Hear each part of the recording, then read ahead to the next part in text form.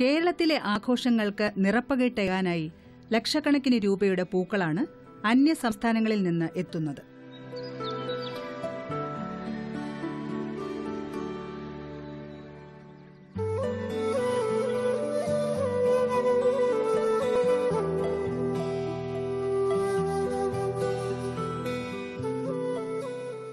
ഇന്ന് ലോകവിപണിയിൽ ലഭ്യമാകുന്ന ഒട്ടുമിക്ക പൂക്കളും കൃഷി ചെയ്യാൻ അനുകൂലമായ കാലാവസ്ഥ കേരളത്തിലുണ്ട്.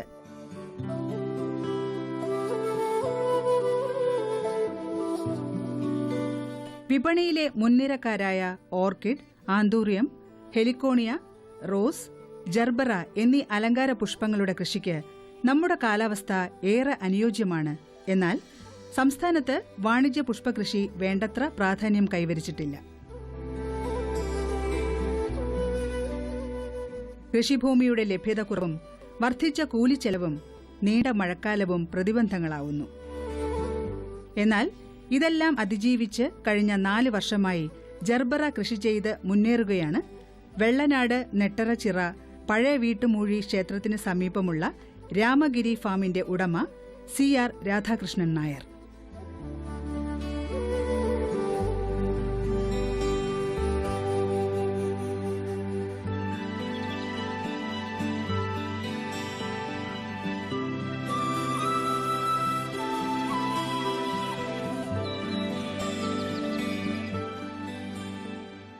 കരമന ആറ്റിൻ തീരത്തുള്ള 1 ഏക്കർ വിസ്തൃതിയുള്ള ഫാമും പരിസരവും തെങ്ങും വാഴയും റബ്ബറും ഫലവൃക്ഷങ്ങളും പച്ചക്കറികളും നിറഞ്ഞ വശ്യമാർന്ന ദൃശ്യം മനസ്സിന് സന്തോഷമേകും.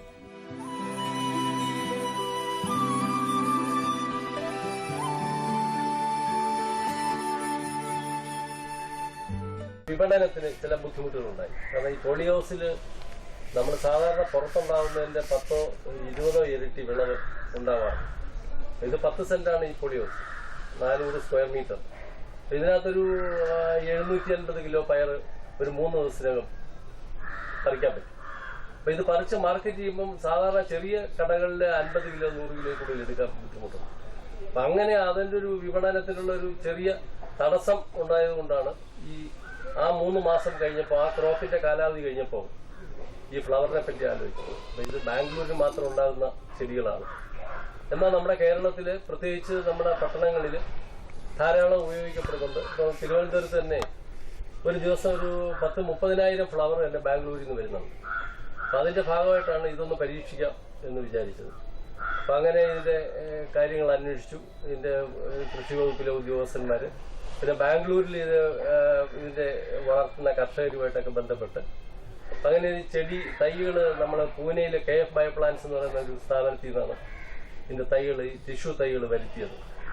അത് അവര് ഫ്ലൈറ്റിലാണ് അയച്ചു തന്നത്. അപ്പൊ അത് ഈ നാച്ചുറൽ കണ്ടീഷനിൽ അത് പെട്ടെന്ന് അഴുകിപ്പോകാനുള്ള സാധ്യതയുള്ളതുകൊണ്ട് ഇത് ഈ പോളി ഹൗസിനകത്ത് വെച്ച് നമ്മൾ ഒരു 2-3 ദിവസം കൊണ്ട് പോട്ടയിൽ നിന്നെടുത്ത് പ്ലാന്റ് ചെയ്ത് 4000 സ്ക്വയർ ഫീറ്റ് വലിപ്പമുള്ള ഹൈടെക് കൂടാരത്തിനുള്ളിലെ ജർബറ കൃഷിയാണ് മുഖ്യമെങ്കിലും കോവൽ, കുമ്പളം, മുളക്, വഴുതിന, നാടൻ വാഴ ഇനങ്ങളായ മൊന്തൻ, പടറ്റി, പാളയങ്കോടൻ, ചുവന്ന കപ്പ എന്നിവയും 50 ചുവട് കുറ്റിമുല്ലയും പഴവർഗ്ഗങ്ങളായ ക്വീൻ പപ്പായ, പിസ്ത, പീനട്ട്, റംബൂട്ടാൻ എന്നിവയും ശുദ്ധജലത്തിൽ വളരുന്ന കരിമീനും 1000-ൽ പരം കൊഞ്ചും വെച്ചൂർ പശുവും മലബാറി, അട്ടപ്പാടി ബ്ലാക്ക്, സിരോഹി, ജംനാപാരി, പഞ്ചാബി ബീറ്റിൽ, ഹൈദരാബാദ് ബീറ്റിൽ, പോരിന് ഉപയോഗിക്കുന്ന കർണാടക ഇനം കാരു, ഉത്തർപ്രദേശിലുള്ള പർബത് സർ തുടങ്ങി 5 ഇനം അപൂർവ ആടുകളെയും പോരുകോഴികളെയും ഇവിടെ വളർത്തുന്നുണ്ട്.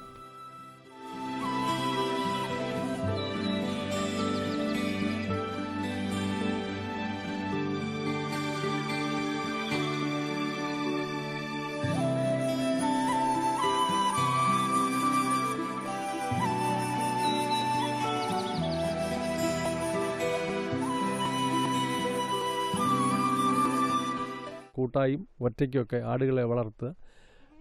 ഒന്ന് വീട്ടിലുള്ള ആളുകളുടെ ആ മാനസിക അവസ്ഥ മാറ്റാനും ആടുകളോട് ഇടപഴകുമ്പോഴുള്ള മാനസിക ഉല്ലാസവും, അതുപോലെ തന്നെ ആടുകളിൽ നിന്നും 6 മാസത്തിലൊരിക്കൽ 2 കുട്ടികളെ വെച്ച് കിട്ടും. അപ്പോൾ അത് നല്ല വിലയ്ക്ക് വിൽക്കാൻ സാധിക്കും. അപ്പോൾ ഇവിടെ ഏതാണ്ട് 10-40ഓളം ആടുകളെ സംരക്ഷിക്കുന്നുണ്ട്. ഇതിനു പുറമെ നാടൻ തെങ്ങിൻ തൈകളും മംഗള അടയ്ക്കയുടെ തൈകളും മണ്ണിര കമ്പോസ്റ്റ് നിർമ്മാണവുമെല്ലാം ഒരു കുടക്കീഴിലാക്കി വളർത്തി മാതൃകയാകുകയാണ് രാധാകൃഷ്ണൻ നായർ.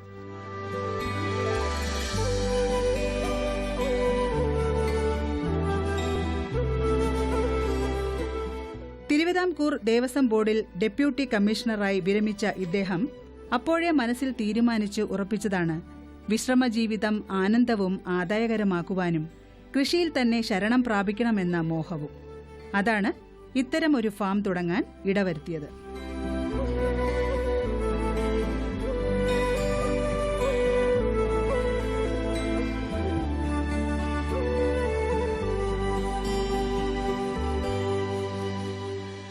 പ്രാരംഭ ആവശ്യത്തിനായി കാനറ ബാങ്കിൽ നിന്നും കാർഷിക വായ്പയായി 3.5 ലക്ഷം രൂപയും വെള്ളനാട് കൃഷിഭവന്റെ സഹായത്താൽ ഹോർട്ടികൾച്ചർ മിഷന്റെ ഹൈടെക് പൂകൃഷി വികസനത്തിനായി 2.5 ലക്ഷം രൂപ സബ്സിഡിയായും ലഭിച്ചു. ആധുനിക രീതിയിൽ തയ്യാർ ചെയ്ത ഈ കൂടാരത്തിന് 7.5 ലക്ഷം രൂപയും ചെലവായി.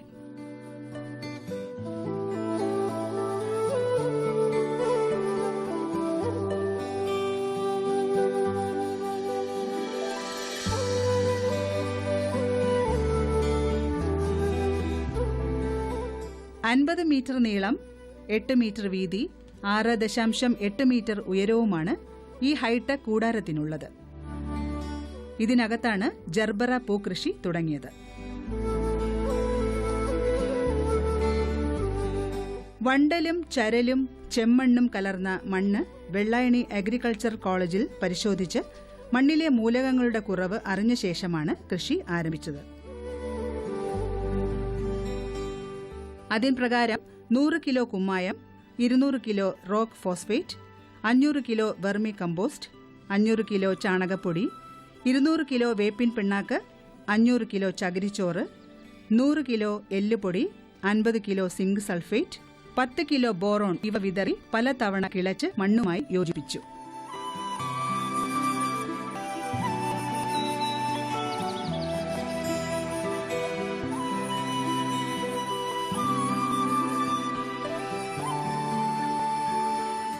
$45 സെന്റിമീറ്റർ ഉയരവും തടങ്ങൾ തമ്മിൽ 75 സെന്റിമീറ്റർ ഇടവിട്ട് 7 നീളൻ ബെഡുകൾ തയ്യാറാക്കി തുള്ളിനന സംവിധാനവും സജ്ജീകരിച്ചതിനു ശേഷമാണ് പൂനെയിൽ നിന്നും വിമാനമാർഗം കൊണ്ടുവന്ന ജർബറ തൈകൾ 30 സെന്റിമീറ്റർ അകലത്തിൽ നട്ടത്.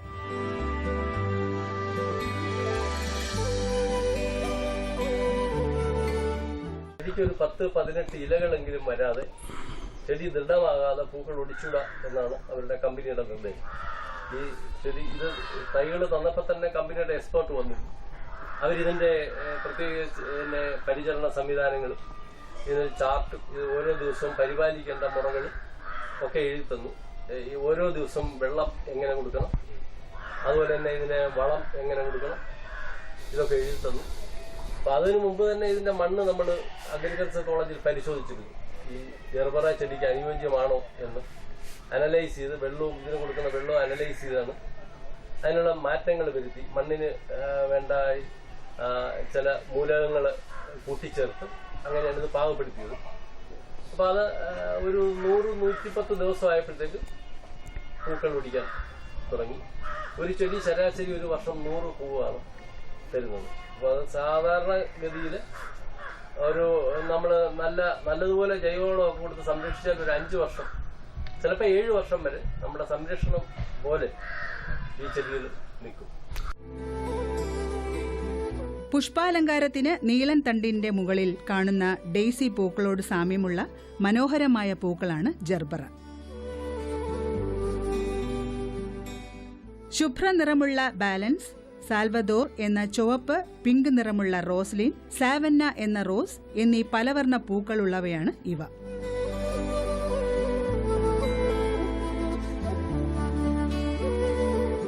കുമിൾ രോഗമുണ്ടാവാതിരിക്കാൻ ആഴ്ചതോറും ബാവസ്റ്റിനും ബ്ലീച്ചിംഗ് പൗഡർ നേർപ്പിച്ചും തളിക്കും.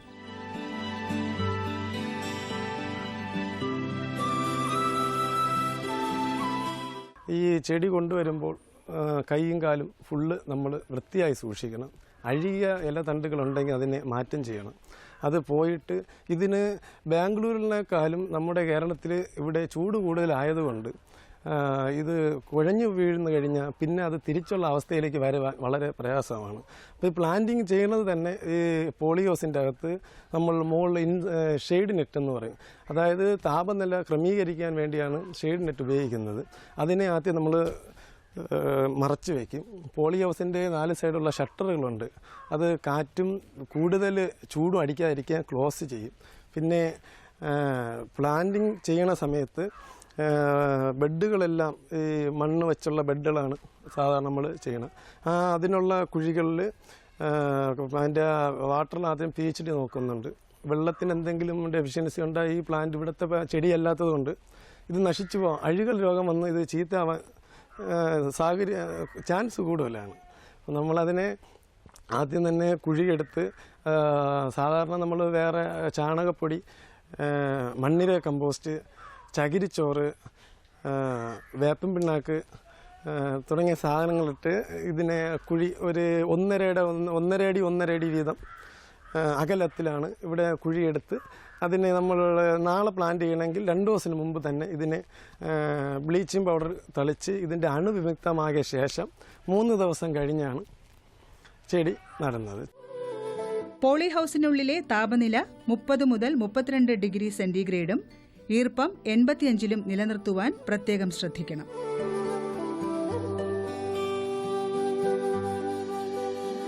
ഇതിനുള്ളിൽ ഘടിപ്പിച്ചിട്ടുള്ള മീറ്റർ അളവ് നോക്കി 35-ൽ കൂടുതലായാൽ ഫോഗർ 1.5 മിനിറ്റ് പ്രവർത്തിപ്പിച്ച് ക്രമപ്പെടുത്താം.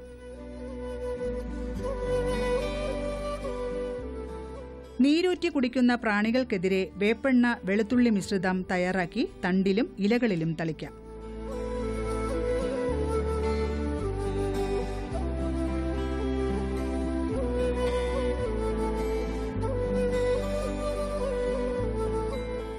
ചെടി നട്ട് 30 ദിവസം കഴിയുമ്പോൾ 100 ഗ്രാം വീതം കാൽഷ്യം നൈട്രേറ്റും പൊട്ടാഷ്യം നൈട്രേറ്റും 200 ഗ്രാം NPK മിശ്രിതവും വെള്ളത്തിൽ ചേർത്ത് വെഞ്ചർ വഴി ഒന്നിടവിട്ട ദിവസങ്ങളിൽ രാവിലെയും നൽകും.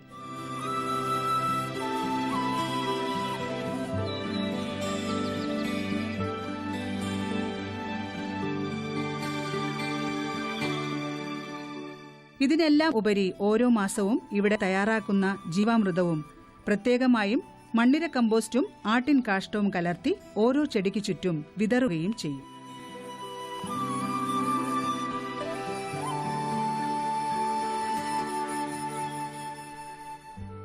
തൈ നട്ട് 1.5 മാസമാകുമ്പോൾ മൊട്ടുകൾ വരുമെങ്കിലും ആദ്യമുണ്ടായവയെ അടർത്തി മാറ്റിയാലേ ചെടികളിൽ ചിനപ്പ് ധാരാളമായി ഉണ്ടായി പുഷ്ടിയും വലിപ്പവുമുള്ള പൂക്കൾ ലഭിക്കൂ.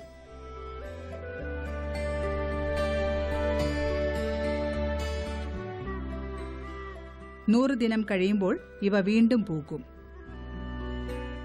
ഇതളുകൾ പൂർണ്ണമായും വിടരുമ്പോൾ ചെടിയുടെ അടിഭാഗത്തുള്ള തണ്ടോടുകൂടി അടർത്തിയെടുക്കാം.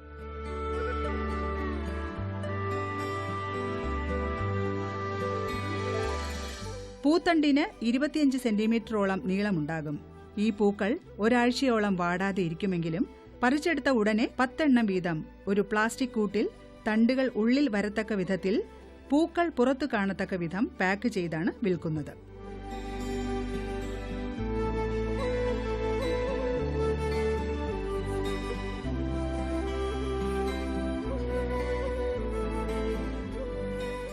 പാളയം, ചാല എന്നീ മാർക്കറ്റുകളിലുള്ളവരാണ് ഇവിടെ വന്ന് പൂ വാങ്ങുന്നത്.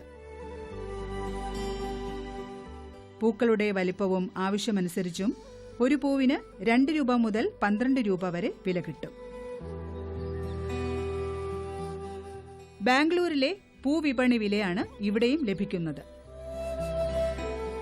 ഒരു ചുവട്ടിൽ നിന്നും ശരാശരി ഒരു വർഷം 100 പൂക്കൾ ലഭിക്കും. ഇതിൽ 8-10 ചിനപ്പുകളും ഉണ്ടാകും.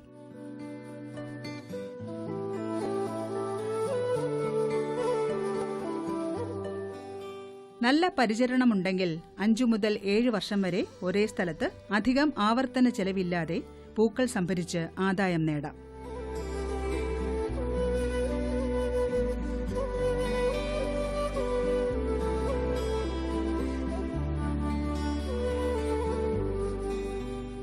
ചെടിയുടെ പുഷ്ടി കുറയുമ്പോൾ ചുവട്ടിലുള്ള ആരോഗ്യമുള്ള ഒന്നിനെ നിലനിർത്തി ബാക്കിയുള്ളത് പോളി കവറുകളിൽ നട്ട് വളർത്തി വിൽക്കും.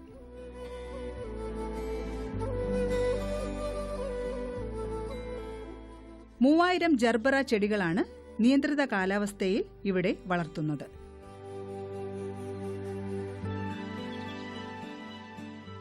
രാധാകൃഷ്ണൻ നായരുടെ സഹായിയായി വൊക്കേഷണൽ ഹയർ സെക്കൻഡറിയിൽ കൃഷി പഠിച്ച രതീഷും കൂടെയുണ്ട്.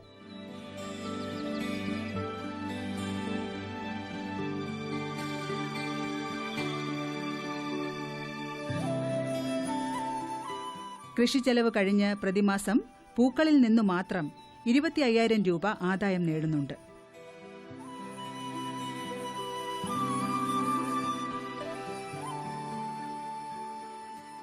ഇവ കൂടാതെ കുറ്റിമുല്ല പൂക്കൾ വിറ്റും മണ്ണിര കമ്പോസ്റ്റ് നിർമ്മിച്ചും പലവിധ ആടുകൾ ഉള്ളതുകൊണ്ട് അവയുടെ കുട്ടികളെയും വിറ്റ് മറ്റൊരു വരുമാനമാർഗം കൂടി കണ്ടെത്തുന്നു.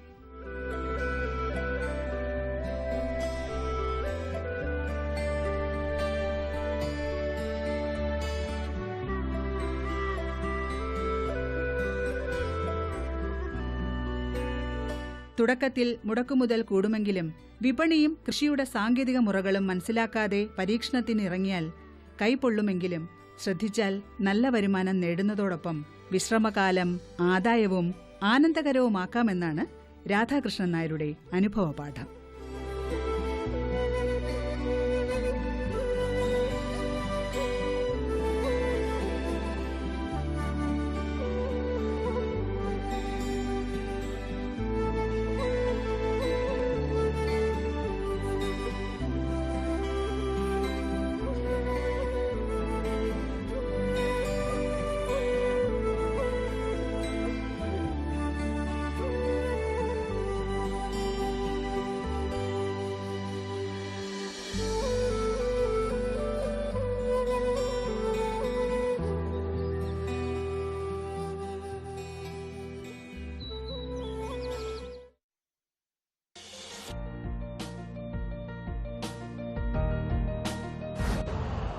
यूरिया का स्वदेशी उत्पादन 70 लाख टन बढ़ाने के लिए 6 उर्वरक संयंत्रों का उद्धार किया जा रहा है। FCIL के गोरखपुर, सिंदरी, तलचर और रामागुंडम संयंत्र, HFCL की बरौनी इकाई और BVFCL की नामरू फोर्थ। सोने पर सुहागा ये है कि देश में अब बनेगा सिर्फ नीम लेपित यूरिया, क्योंकि इससे होगा किसानों का फायदा ही फायदा। अनाज का उत्पादन 10% तक बढ़ेगा। बढ़ेगी 10 से 15% नाइट्रोजन क्षमता।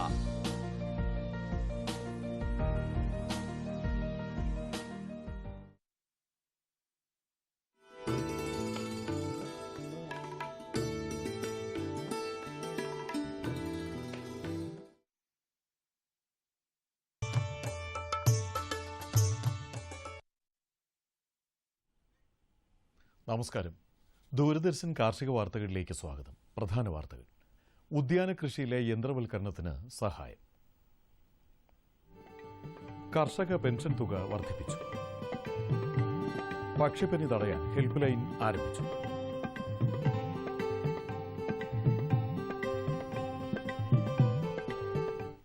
വിശദമായ കാർഷിക വാർത്തകളിലേക്ക്. ഉദ്യാന കൃഷിയിലെ യന്ത്രവൽക്കരണത്തിന് സംസ്ഥാന ഹോർട്ടിക്കൾച്ചർ മിഷൻ ധനസഹായം നൽകുന്നു. 20 കുതിരശക്തിക്ക് താഴെയുള്ള ട്രാക്ടർ, പവർ ട്രില്ലർ, കളവെട്ടി, fruit plucker, fruit harvester, sprayer എന്നിവ വാങ്ങുന്നതിനാണ് സഹായം. ചെറുകിട നാമമാത്ര കർഷകർ, പട്ടികജാതി പട്ടികവർഗ വിഭാഗത്തിൽപ്പെട്ട കർഷകർ, വനിതകൾ എന്നിവർക്ക് അപേക്ഷിക്കാവുന്നതാണ്. സംസ്ഥാന സർക്കാരിന്റെ കീഴിൽ തിരുവനന്തപുരം, നെടുമങ്ങാട്, മൂവാറ്റുപുഴ, എറണാകുളം എന്നിവിടങ്ങളിൽ പ്രവർത്തിക്കുന്ന കാർഷിക മൊത്ത വ്യാപാര വിപണന കേന്ദ്രത്തിൽ കർഷകർ ഉൽപ്പാദിപ്പിക്കുന്ന കാർഷിക ഉൽപ്പന്നങ്ങൾ നേരിട്ട് സംഭരിച്ച് വിപണനം നടത്താൻ സൌകര്യമൊരുക്കിയിട്ടുണ്ട്. പ്രസ്തുത കേന്ദ്രത്തിൽ കാർഷിക ഉൽപ്പന്നങ്ങൾ എത്തിക്കുന്നതിന് കിലോഗ്രാമിന് 1.5 രൂപ മുതൽ 2.5 രൂപ വരെ ട്രാൻസ്പോർട്ട് സബ്സിഡിയും കർഷകർക്ക് ലഭിക്കും.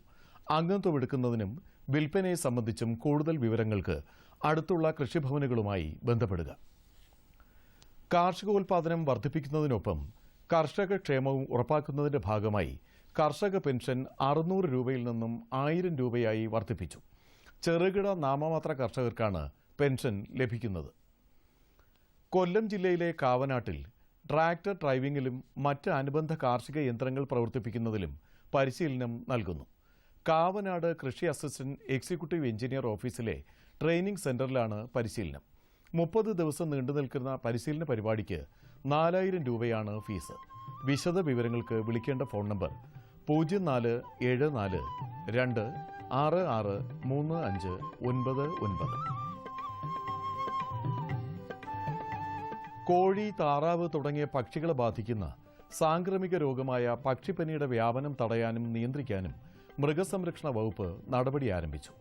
ബന്ധപ്പെടാവുന്ന ഹെൽപ്പ് ലൈൻ നമ്പറുകൾ 0469 2700413, chief disease investigation office Palode 0472 2840252, RDDL Palakkad 0491 2520626, RDDL Thiruvalla 0469 2700413, RDDL Kannur 0497 2700184. Phone number ഒരിക്കൽ കൂടി: chief disease investigation office Palode 0472 2840252, RDDL Palakkad 0491 2520626, RDDL Thiruvalla 0469 2700413, RDDL Kannur 0497 2700184. സങ്കര നേപ്പിയർ ഇനത്തിൽപ്പെട്ട സുഗുണ തീറ്റപ്പുല്ല് വെള്ളായണി കാർഷിക കോളേജ് പുറത്തിറക്കി. അത്യുൽപാദന ശേഷിയുള്ള ഈ ഇനത്തെ കാര്യമായ രോഗങ്ങളോ കീടങ്ങളോ ബാധിക്കാറില്ല. ഹെക്ടർ ഒന്നിന് 283 ടണ്ണോളം വിളവ് ലഭിക്കുന്ന ഇത് 2 മീറ്ററിലധികം ഉയരത്തിൽ വളരും. നട്ട് 70 ദിവസം കഴിയുമ്പോൾ ഒന്നാമത്തെ വിളവെടുപ്പ് നടത്താം. തുടർന്ന് 45 ദിവസത്തിലൊരിക്കൽ വിളവെടുക്കാം. തണ്ടൊന്നിന് 1 രൂപ നിരക്കിൽ വെള്ളായണി കാർഷിക കോളേജിലെ അഖിലേന്ത്യാ തീറ്റപ്പുൽ ഗവേഷണ കേന്ദ്രത്തിൽ നിന്ന് ഇവ ലഭിക്കും. കോട്ടയം ജില്ലയിലെ തലയോലപ്പറമ്പ് മൃഗസംരക്ഷണ പരിശീലന കേന്ദ്രത്തിൽ ഈ മാസം 8, 9 തീയതികളിൽ ആട് വളർത്തലിലും 16 മുതൽ 19 വരെ വാണിജ്യ അടിസ്ഥാനത്തിലുള്ള ആട് വളർത്തലിലും സൗജന്യ പരിശീലനം നൽകുന്നു. വിശദ വിവരങ്ങൾക്ക് 0482 9234 323 എന്ന നമ്പറിൽ വിളിക്കുക. ഫോൺ നമ്പർ ഒരിക്കൽ കൂടി: 0482 9234 323. ഇനി കമ്പോള വില നിലവാരം. വെളിച്ചെണ്ണ കൊച്ചിയിൽ 9500 രൂപ, കോഴിക്കോട് 10500 രൂപ, തൃശൂരിൽ 9450 രൂപ. കൊപ്ര കൊച്ചിയിൽ 6430 രൂപ, കോഴിക്കോട് 6550 രൂപ, തൃശൂരിൽ 6470 രൂപ. കുരുമുളക് അൺഗാർബിൾഡ് 67500 രൂപ, ഗാർബിൾഡ് 70500 രൂപ. ചുക്ക് മീഡിയം 12500 രൂപ, ബെസ്റ്റ് 14000 രൂപ. മഞ്ഞൾ സേലത്ത് 9400 രൂപ, ഈറോഡിൽ 9600 രൂപ. കൊച്ചിയിൽ റബ്ബർ 5ാം ഗ്രേഡ് 11000 രൂപ, 4ാം ഗ്രേഡ് 11600 രൂപ. കോട്ടയത്ത് റബ്ബർ 5ാം ഗ്രേഡ് 11000 രൂപ, 4ാം ഗ്രേഡ് 11600 രൂപ. കമ്പോള നിലവാരം കൊച്ചി മാർക്കറ്റ്. വെളിച്ചെണ്ണ 9500 രൂപ, കൊപ്ര 6430 രൂപ, പിണ്ണാക്ക് എക്സ്പെല്ലർ 2000 രൂപ, റോട്ടറി 2300 രൂപ. കുരുമുളക് അൺഗാർബിൾഡ് 67500 രൂപ, ഗാർബിൾഡ് 70500 രൂപ. ചുക്ക് മീഡിയം 12500 രൂപ, ബെസ്റ്റ് 14000 രൂപ. മഞ്ഞൾ നാടൻ 11500 രൂപ. അടയ്ക്ക പുതിയത് 18000നും 19000നും മധ്യേ. ജാതിക്ക തൊണ്ടൻ 200നും 240നും മധ്യേ. തൊണ്ടില്ലാത്തത് 400നും 450നും മധ്യേ. ജാതിപത്രി 600നും 850നും മധ്യേ. ഗ്രാമ്പു 750 രൂപ. റബ്ബർ RSS 5ാം ഗ്രേഡ് 11000 രൂപ, 4ാം ഗ്രേഡ് 11,600 രൂപ, ഒട്ടുപാൽ 7,400 രൂപ, ലാറ്റക്സ് 7,000 രൂപ. കമ്പോള അവലോകനം. കുരുമുളക് കർഷകരെ സമ്മർദ്ദത്തിലാക്കി ഉൽപ്പന്ന വില ഇടിഞ്ഞു. ഒരു മാസത്തിലേറെയായി സ്റ്റഡിയായി നീങ്ങിയ മുളക് വില 400 രൂപ കുറഞ്ഞാണ് വ്യാപാരം തുടങ്ങിയത്. അൺഗാർബിൾഡ് കുരുമുളക് 67,500 രൂപ രേഖപ്പെടുത്തി. വില തകർച്ചയ്ക്കിടയിലും വിപണിയിലേക്ക് കാര്യമായി ചരക്ക് വിൽപ്പനയ്ക്കെത്തിയില്ല. രണ്ടാം റൗണ്ട് ഏലക്ക വിളവെടുപ്പ് പുരോഗമിക്കുകയാണെങ്കിലും പല തോട്ടങ്ങളിലും ഉൽപാദനം പ്രതീക്ഷിച്ചതുപോലെ ഉയർന്നില്ലെന്നാണ് കർഷകരുടെ പക്ഷം. ലഭ്യത ഉറപ്പുവരുത്താൻ ലേല കേന്ദ്രങ്ങളിൽ വാങ്ങലുകാർ മത്സരിച്ചത് മികച്ച ഇനങ്ങളെ കിലോഗ്രാമിന് 1,351 രൂപയിൽ എത്തിച്ചു. വണ്ടർമേട്ടിൽ നിന്ന് 59 ടണ്ണിന്റെ കൈമാറ്റം നടന്നു. ടയർ വ്യവസായികളിൽ നിന്നുള്ള അന്വേഷണങ്ങൾ ചുരുങ്ങിയത് റബ്ബർ ഷീറ്റിന്റെയും ലാറ്റക്സിന്റെയും വിലയെ ബാധിച്ചു. കാലാവസ്ഥ അനുകൂലമായതിനാൽ റബ്ബർ ടാപ്പി രംഗം സജീവമാണ്. സംസ്ഥാനത്തെ പ്രമുഖ വിപണികളിൽ നാളികേര ഉൽപ്പന്നങ്ങൾ വില സ്റ്റഡിയാണ്. ഇനി കാലാവസ്ഥ. പ്രധാന നഗരങ്ങളിൽ രേഖപ്പെടുത്തിയ താപനില: കണ്ണൂർ കൂടിയ താപനില 33 ഡിഗ്രി സെൽഷ്യസ്, കുറഞ്ഞ താപനില 24.6 ഡിഗ്രി സെൽഷ്യസ്. കോഴിക്കോട് 34.6, 24.8.